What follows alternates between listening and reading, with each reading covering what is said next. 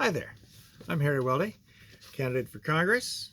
As you people who read my blog, Lincoln Democrat, already know, I'm going to do a short reading as a sort of an experiment here in my office annex, which is not perfectly soundproofed. I hear a plane flying overhead right now.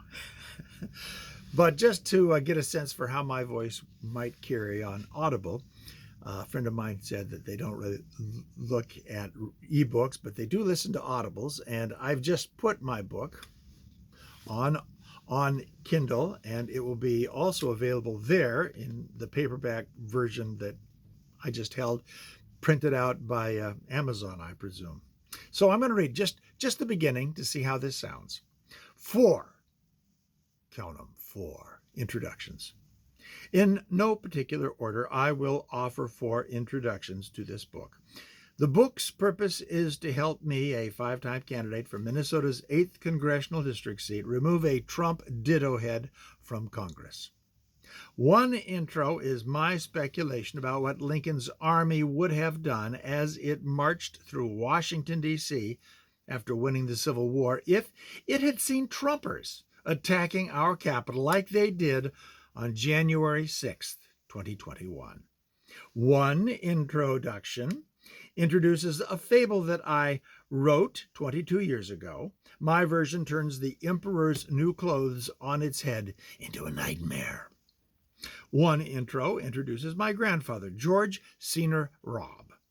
It's meant to remind us of the greatness the MAGA movement was invented to undo.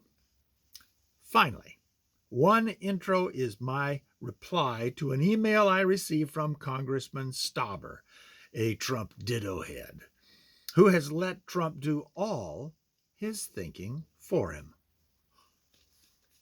Introduction 1. A Day of Treason Revisited a year later, Thursday, January 13th, 2022, is when I first published it, with this photograph taken on April 12th, 1861, the conclusion of the war, as the army marched past. The photo was taken by Matthew Brady. Here's a thought experiment. Imagine that the federal troops who entered the nation's capital in the Grand March after winning the Civil War were suddenly transported to the nation's capital 156 years in the future, to January 6th, 2021. As they proudly marched past, imagine what would happen if they saw people in strange modern dress waving Confederate flags battling to enter the nation's capital. What would these well-armed soldiers do? I watched that invasion, slack-jawed, on television 1 year ago. Google Duluth Reader, Purging the Rhinos, January 14th, 1921.